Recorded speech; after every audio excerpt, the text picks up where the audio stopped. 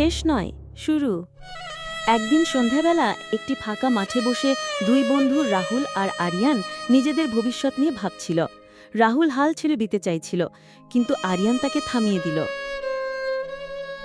আমি আর পারছি না আরিয়ান, বারবার চেষ্টা করেও সফল হতে পারছি না। দোস্ত, ব্যর্থতা মানেই শেষ না, এটা তো শুধু শেখার একটা ধাপ। কিন্তু সবাই তো হাসছে আমার উপর। মনে রাখ, যারা নিজে কিছু করে না তারাই অন্যকে নিয়ে হাসে। তুই নিজের স্বপ্নের জন্য লড়ছিস, এটাই তোর গর্বের বিষয়। তুই কি সত্যি বিশ্বাস করিস আমি পারবো? তোর চেয়ে বেশি কেউ বিশ্বাস করে না রাহুল। আজ না হোক কাল তুই জিতবি।